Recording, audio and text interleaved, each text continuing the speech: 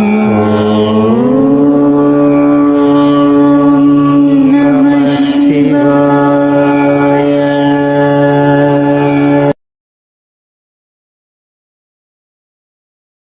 గురుభ్యో నమః.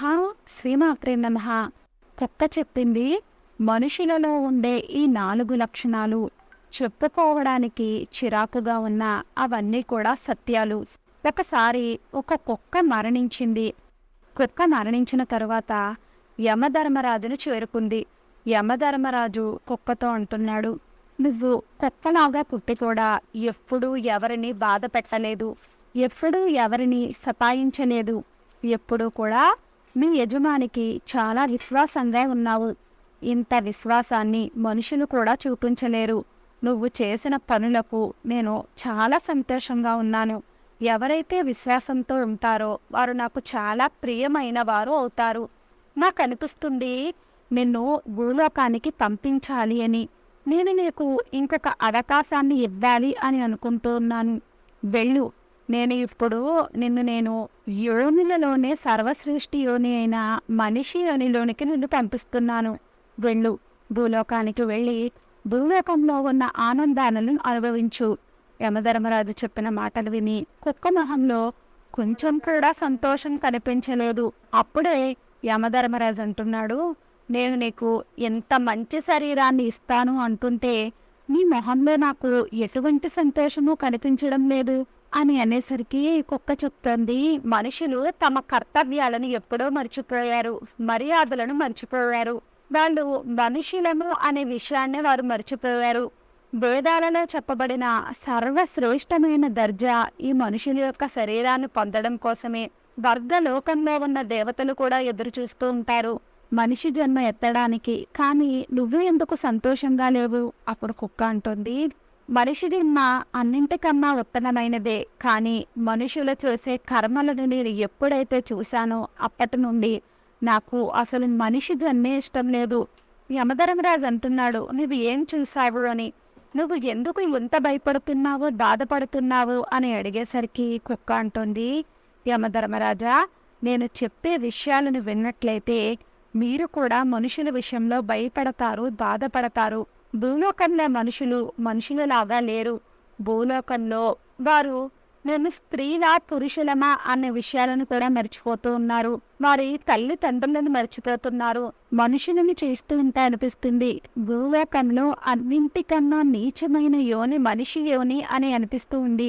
ప్రభు, మీరు కావాలి అంటే నన్ను ఏదో ఒక యోనిలోనికి పంపించి భూలోకానికి పంపించండి, లేదంటే మళ్ళీ నన్ను కుక్కలాగానే భూలోకానికి పంపించండి. అంతేగాని ఈ మనిషి జన్మ మాత్రమే నాకొద్దు. మనుషులు చేసే పనులను చూస్తూ ఉంటే నాకు సిగ్గు వేస్తుంది, నా తల పగిలిపోతుంది. అప్పుడు యమధర్మరాజు అంటున్నాడు, నువ్వు చెప్పేదంటే సత్యమైతే నేను కూడా తెలుసుకోవాలి అని అనుకుంటున్నాను. మనుషులు చేసే ఎటువంటి పనులను నువ్వు చూసావు? ఆ చెడ్డ పనులు ఏమిటి? ఎందుకు మనుషులా జన్మించడానికి నువ్వు ఎంత బాధపడుతున్నావు, భయపడుతున్నావు అని అడిగేసరికి కుక్క అంటుంది, యమధర్మరాజా, మీకు తెలుసుకోవాలి అని కోరిక ఉంటే నేను చెప్తాను వినండి. నా కళ్ళతో చూసిన విషయాలనే మీకు చెప్తూ ఉన్నాను. మొదటి విషయం ఏమిటి అంటే మనుషులు తమ నీతి నియమాలను వెంటనే మర్చిపోతారు. వారి ధర్మం పైన వారు ఎప్పుడూ కూడా స్థిరంగా నిలబెడరు. ఎప్పుడైనా వారికి ఏదైనా మంచి వస్తువులు కనిపించినా, అందమైన స్త్రీలు కనిపించినా, ధన మాయ కనిపించినా వెంటనే వారి నీతి నియమాలను మర్చిపోతారు. దీనికి సంబంధించిన కథను ఒకటి మీకు చెప్తాను. ఒక నగరంలో ఒక సేటుకి ఒక అందమైన కూతురు జన్మించింది. ఆమె చాలా అందంగా ఉండేది. ఆమె వయసు పెరిగే కొలది ఆమె ఇంకా అందంగా తయారైంది. మెల్లిమెల్లిగా ఆ కన్య యుక్త వయసుకు వచ్చింది. ఒకరోజు ఆ ధనవంతుడు అనుకున్నాడు, నేను నా కూతురికి వివాహం చెయ్యాలి అని. అప్పుడు ఆ ధనవంతుడు ఊరు చివరన ఉన్న ఒక సాధు బాబా దగ్గరకు వెళ్ళి తన మనసులోని మాటను ఆ సాధు బాబాకి చెప్పాడు. నేను నా కూతురికి వివాహాన్ని చెయ్యాలి అని అనుకుంటున్నాను. ఒక అందమైన రాజకుమారుణ్ణి చూసి నా కూతురికి వివాహం చెయ్యాలి అని అనుకుంటున్నాను అని చెప్పాడు. మీరు నా కూతురు యొక్క తలరాతను చూసి నా కూతురు వివాహం ఎవరితో జరుగుతుందో చెప్పమని అడిగాడు. అప్పుడు ఆ సాధు బాబా చెప్తున్నాడు, నేను మీ కూతురు యొక్క భాగ్యాన్ని చూస్తేనే చెప్పగలను. మీ అమ్మాయిని ఇక్కడికి తీసుకుని రండి, లేదంటే నేను మీ ఇంటికి వస్తాను అని చెప్పారు. సరే బాబా, మీరే మీ ఇంటికి రండి. మీరు మా ఇంటికి వచ్చినట్లయితే, మా ఇంట్లో మీ పాదాన్ని పెట్టినట్లయితే మా ఇల్లు పవిత్రమవుతుంది. నా కూతురు యొక్క భాగ్యాన్ని చూసి మీరు వెంటనే చెప్పండి అని చెప్పేసరికి మరుసటి రోజు ఉదయాన్నే ఆ సాధు బాబా ఆ సేటు ఇంటికి వచ్చాడు. సాధు బాబా ఇంటికి రాగానే ఆ సేటు సాధు బాబాకి సకల మర్యాదలను కూడా చేశాడు. ఆయనకు ఒక ఆసనాన్ని వేసి కూర్చోపెట్టి తన కూతుర్ని రమ్మని పిలిచేసరికి ఆమె సాధు బాబా దగ్గరకు వచ్చేసరికి సాధు బాబా ఆమెను చూడగానే ఆమెకు ఆకర్షితుడయ్యాడు. ఆ సాధు బాబా మనసులోనే అనుకుంటున్నాడు, ఇటువంటి అమ్మాయి నాకు లభించినట్లయితే నాకు భాగ్యోదయం కలుగుతుంది. నేనేం చేస్తే ఈ అమ్మాయి నాకు దక్కుతుంది అని అదే ఆలోచిస్తూ ఉన్నాడు. సాధు బాబా వెంటనే ఏడవడం ప్రారంభించాడు. ఆ ఏడుపును చూసిన ధనవంతుడు అడుగుతున్నాడు, బాబా మీరు ఎందుకు ఏమీ మాట్లాడకుండా ఏడుస్తూ ఉన్నారు అని అడిగేసరికి ఆ సాధు బాబా ధనవంతుడిని పక్కకు తీసుకుని వెళ్ళి చెప్తున్నాడు, నీ కూతురి నుదుటి మీద రేఖలను చూసి నేను ఏడుస్తున్నాను. ఆ రేఖలు ఎలా ఉన్నాయి అంటే, ఈ కన్య మీ కులాన్ని నాశనం చేస్తుంది. ఈమె ఏ ఇంట్లో అడుగు పెడుతుందో ఆ ఇల్లు సర్వనాశనం అవుతుంది. బాబా చెప్పిన మాటలు విని ఆ ధనవంతుడు చాలా కంగారు పడ్డాడు. అప్పుడు ఆ ధనవంతుడు అడుగుతున్నాడు, దానికి ఎటువంటి పరిహారము లేదా? నా కులం నాశనం అవ్వకుండా ఆపడానికి నేనేం చెయ్యాలి అని అడిగినప్పుడు సాధు బాబా చెప్తున్నాడు, నువ్వు నీ కూతురిని ఒక పెట్టెలో పెట్టి సాయంత్రం సమయంలో నదిలో వదిలివేయి. ఆ పెట్టె పైన ఒక దీపాన్ని వెలిగించమని చెప్పాడు. దానివలన నీ కులం రక్షించబడుతుంది అని చెప్పాడు. ఆ మాటలను చెప్పి ఆ బాబా అక్కడి నుండి వెళ్ళిపోయాడు. ఇక్కడ ఆ ధనవంతుడు చాలా బాధపడుతూనే తన కూతుర్ని బాబా ఏ విధంగా అయితే చెప్తాడో ఆ విధంగానే ఒక పెట్టెలో బంధించి దానిపైన ఒక దీపాన్ని ఉంచి నదిలో వదిలివేశాడు. ఆ పెట్టె నీళ్ళల్లో తేలుతూ వెళుతూ ఉంది. ఆ సాధువు సేటుతో ఎందుకు అలా చెప్పాడు అంటే, ఖచ్చితంగా ఈ ధనవంతుడు తన కూతుర్ని నదిలో వదిలేస్తాడు. ఆ పెట్టె కొంచెం దూరం వెళ్ళిన తర్వాత తను ఆ పెట్టెను తెచ్చుకుని అందులోని అందమైన అమ్మాయిని విడిపించాను అంటే ఆ కన్య నా సంతనవుతుంది అని అనుకున్నాడు. సాధు బాబా ముందుగానే వెళ్ళి నది ఒడ్డున కూర్చున్నాడు. తను తన నలుగురు శిష్యులను తీసుకుని వెళ్ళి ఈ నదిలో ఒక పెట్టె వస్తుంది, ఆ పెట్టెను తనకి తెచ్చి ఇవ్వమని అడిగాడు. ఆ ధనవంతుడు తన కూతుర్ని నీటిలో వదిలేశాడు. కానీ అక్కడ ఏం జరిగింది అంటే, ఒక రాజకుమారుడు గుర్రం మీద ఆ నది ఒడ్డుకే వేటకు వచ్చాడు. రాజకుమారుడు గుర్రానికి చాలా దాహం వేయడంతో రాజకుమారుడు ఆ నది ఒడ్డునే ఉన్నాడు. అనుకోకుండా రాజకుమారుడు దృష్టి ఆ పెట్టెపై పడింది. రాజకుమారుడు తన సైనికులతో ఆ పెట్టెను బయటకు తీయించాడు. రాజకుమారుడు ఆ పెట్టె తలుపులు తెరిచేసరికి అందులో చాలా అందమైన అమ్మాయి ఉంది. రాజకుమారుడు ఆమెను చూడగానే ఆమె పట్ల ఆకర్షితుడయ్యాడు. రాజకుమారుడు వెంటనే ఆమెను భార్యగా చూసుకున్నాడు. ఆ తర్వాత రాజకుమారుడు అందులో ఒక అడవి పందిని పెట్టి ఆ పెట్టె పైన మళ్ళీ దీపాన్ని అలాగే ఉంచి ఆ పెట్టెను నదిలో వదిలేశాడు. ఆ పెట్టె కొంచెం ముందుకు వెళ్ళగానే ఆ సాధు బాబా తన శిష్యుల సహాయంతో ఆ పెట్టెను బయటకు తీయించాడు. మెల్లిగా ఆ పెట్టెను తీసుకుని వెళ్ళి తన కుటీరంలో పెట్టమని చెప్పాడు. చెప్పిన తర్వాత బయట గొళ్ళాన్ని పెట్టమని చెప్పాడు. తాను ఎన్ని కేకలు వేసినా కూడా ఆ గొళ్ళాన్ని తీయవద్దు అని చెప్పాడు. నేను కానీ ఇంకెవరి మాటలైనా వినిపించినా కూడా గొళ్ళాన్ని తీయవద్దు, మీరు ఎట్టి పరిస్థితుల్లోనూ కూడా గొళ్ళాన్ని తీయవద్దు అని చెప్పి తను లోపలికి వెళ్ళి పెట్టెను తెరిచేసరికి అందులో నుండి అడవి పంది బయటకు వచ్చింది. సాధు బాబా అరవడం ప్రారంభించాడు.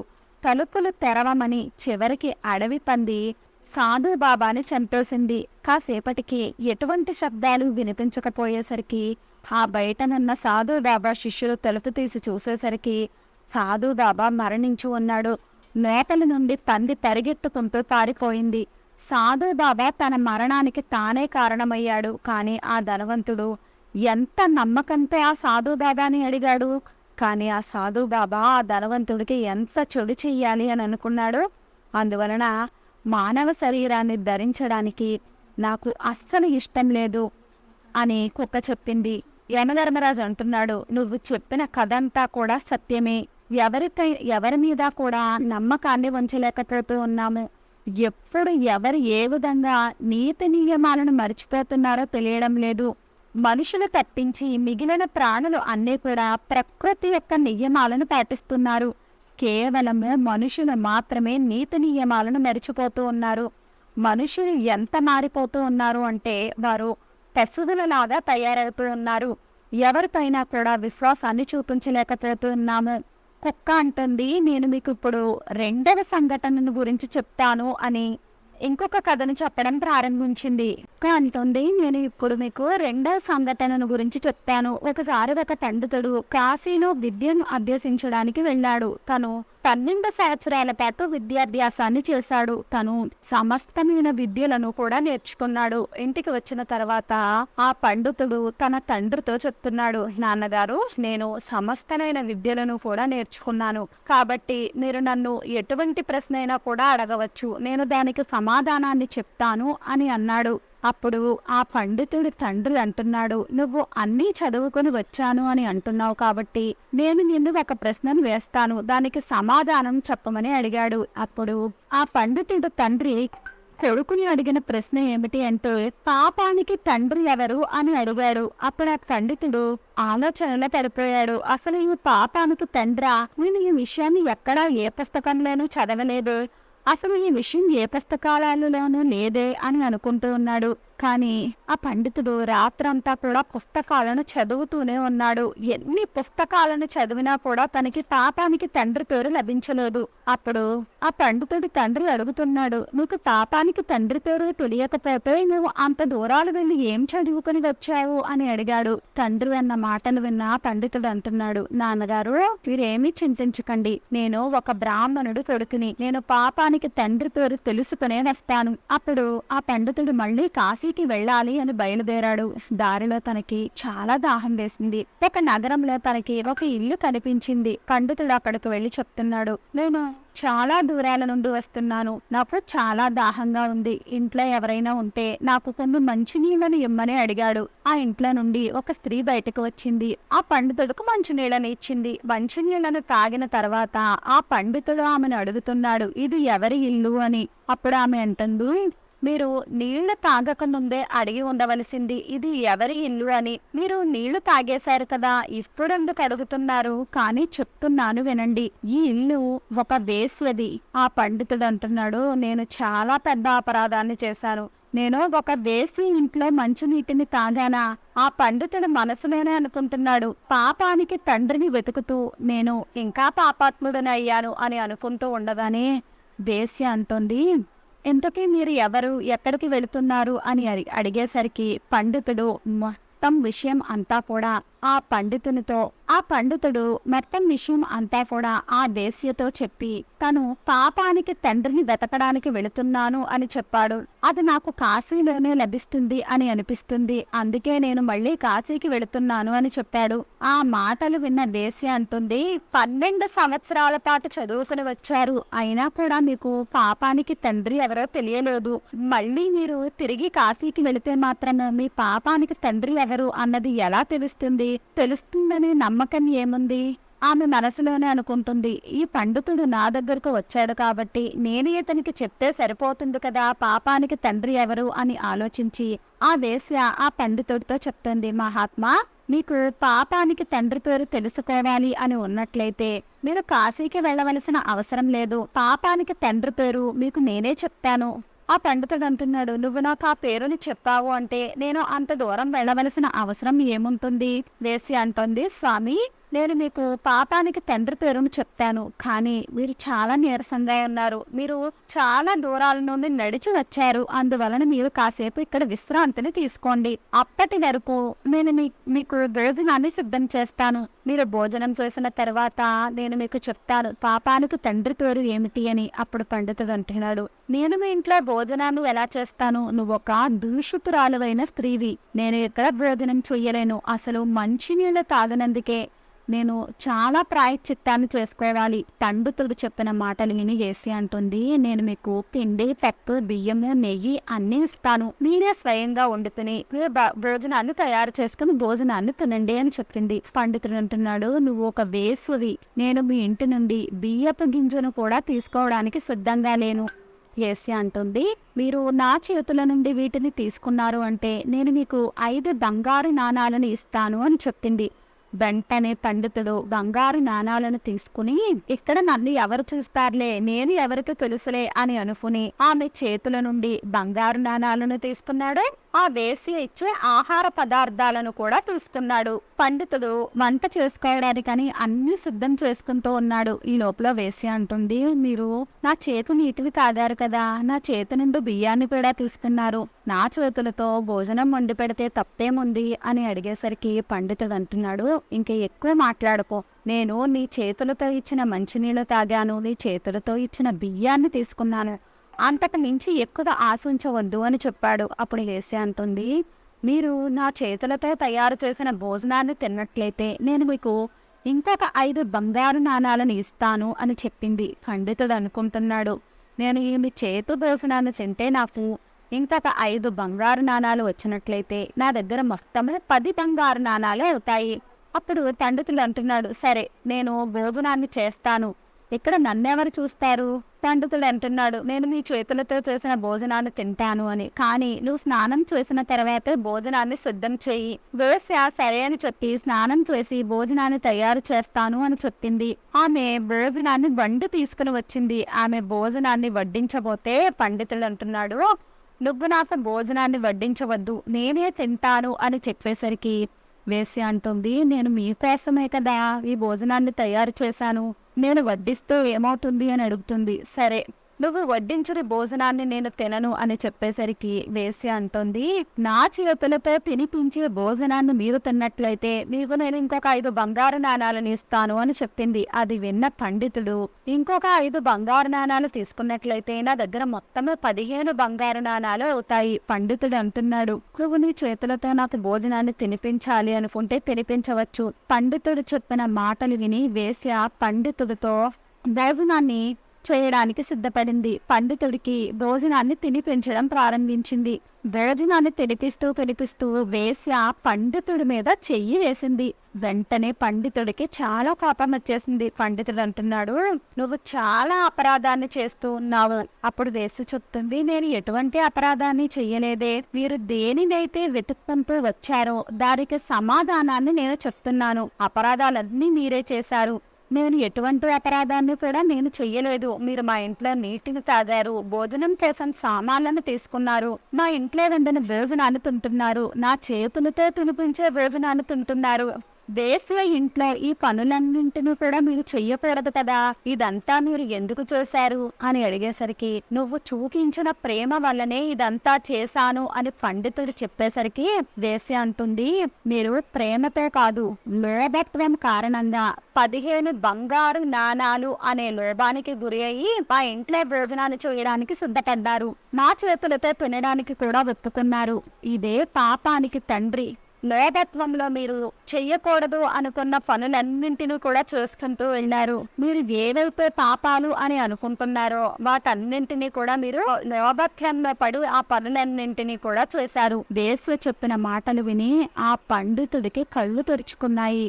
వెంటనే వేశ్య పాదాల మీద పడి చెప్తున్నాడు, మీరు వేశ్య కాదు, మీరు నా గురువు. 12 సంవత్సరాలు నేను కాశీలో చదువుకున్న తర్వాత కూడా నాకు తెలియలేదు పాపానికి తండ్రి ఎవరు అని. కానీ మీరు నాకు 1 నిమిషంలో తెలియచేశారు పాపానికి తండ్రి ఎవరు అని. నాకు ఇప్పుడు అర్థమైంది, పాపానికి తండ్రి లోభత్వము అని. లోభత్వానికి గురి కదా మనుషులు ఏవైతే పనులను చేస్తున్నారో అవన్నీ కూడా శాస్త్ర విరుద్ధములే, అందువలనే అవన్నీ పాపాలే. కుక్క చెప్తుంది, ప్రభు అందువలనే మనిషి జాతి అంటే నాకు అస్సలు నచ్చదు. మనిషి లోభత్వానికి లోనే ఎంత నీచమైన పనులైనా కూడా చేస్తారు.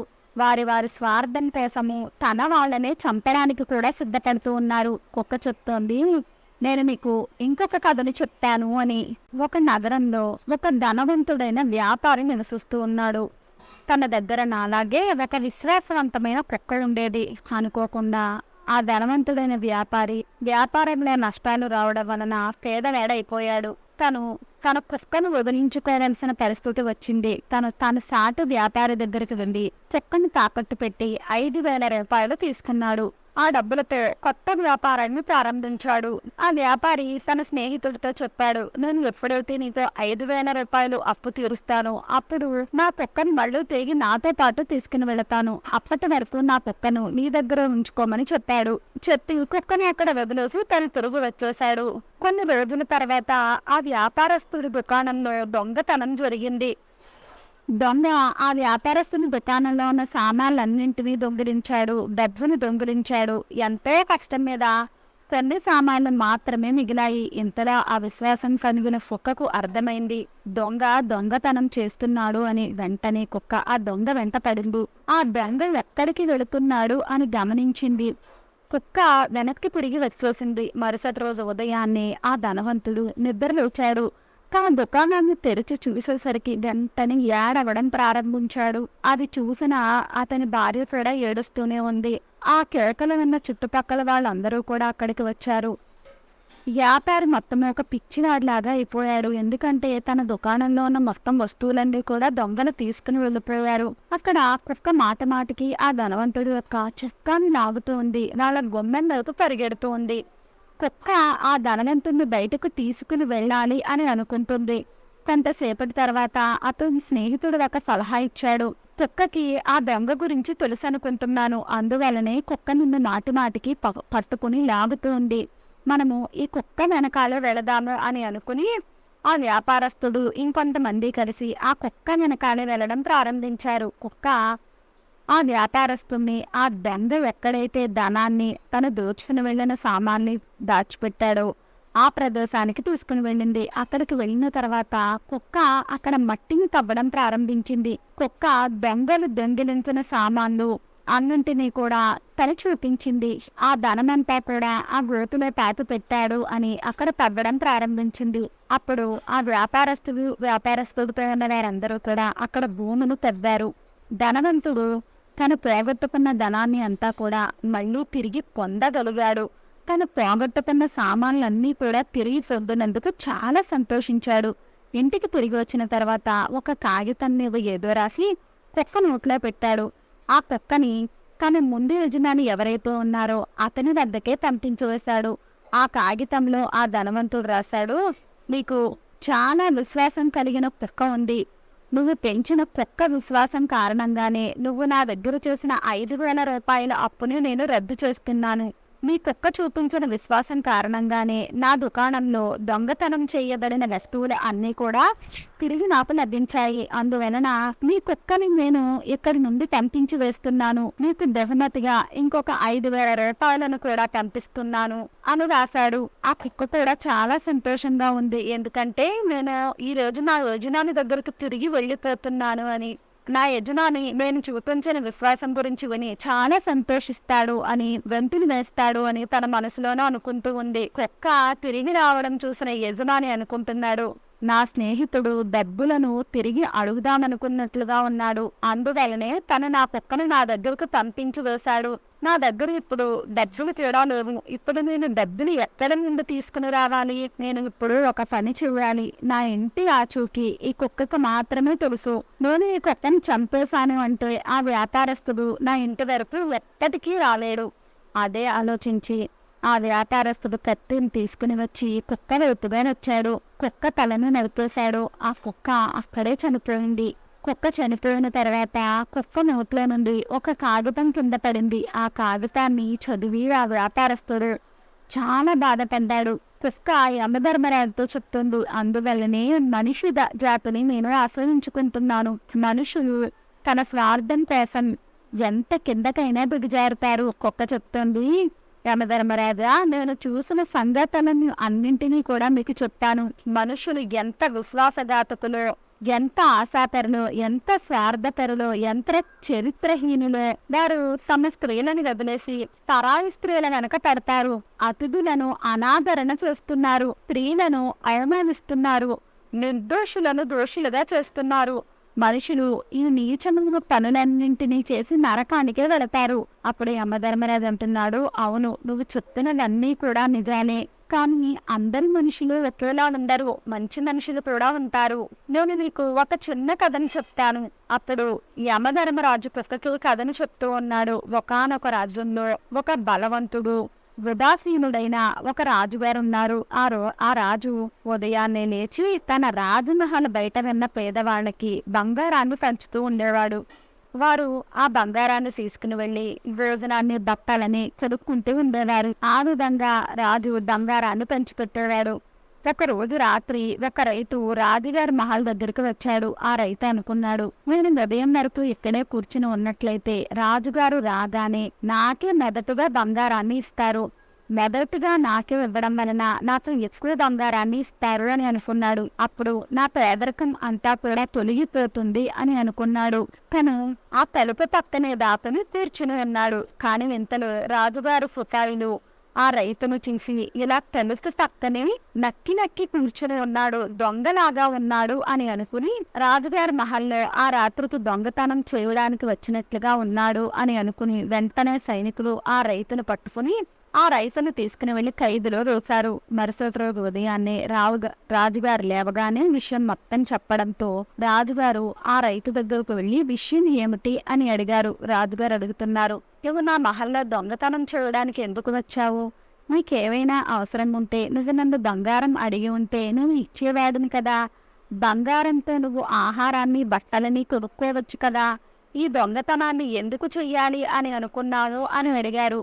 రాజుగారు అడిగిన మాటలు విని ఆ రైతు అంటున్నాడు, రాజా, నేను దొంగను కాదు, నేను ఒక రైతుని. చాలా పేదరికాన్ని అనుభవిస్తున్నాను. నాకిప్పుడు ఎవరో ఒకరి సహాయం చాలా అవసరము. నేను ఒకానొకప్పుడు చాలా పెద్ద రైతుని, చాలా వ్యాపారం చేశాను, దానాలు పుణ్యాలు చేశాను. అనుకోకుండా ఈ పరిస్థితి వచ్చింది. నేను దొంగతనానికి రాలేదు. నేను రాత్రి ఎందుకు వచ్చాను అంటే, నేను ఉదయాన్నే మీరు బయటకు వచ్చేసరికి లైన్లో మొదటిదాడిగా ఉన్నట్లయితే నాకు ఎక్కువ బంగారం దొరుకుతుంది అనే ఆశతో వచ్చాను.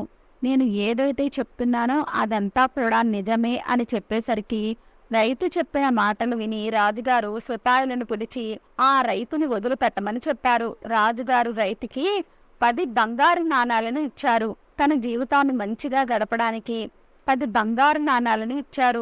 ఆ రైతు రాజుగారికి ధన్యవాదాలు తెలిపి ఆ బంగారు నాణాలను తీసుకుని మహల్ నుండి వెళ్ళిపోయాడు. ఆ 10 బంగారు నాణాలతో ఆ రైతు తృప్తి చెందలేదు. తను ప్రతిరోజు కూడా రాత్రి మహల్ దగ్గరికి వచ్చి ఉదయం ఎప్పుడవుతుందా అని ఎదురు చూస్తూ ఉన్నాడు. ప్రతిరోజు రాజు వస్తున్నాడు, ఆ రైతుకి 10 బంగారు నాణాలను ఇస్తున్నాడు. ఆ విధంగా చాలా రోజుల పాటు 10 బంగారు నాణాలను రైతు తీసుకున్నాడు.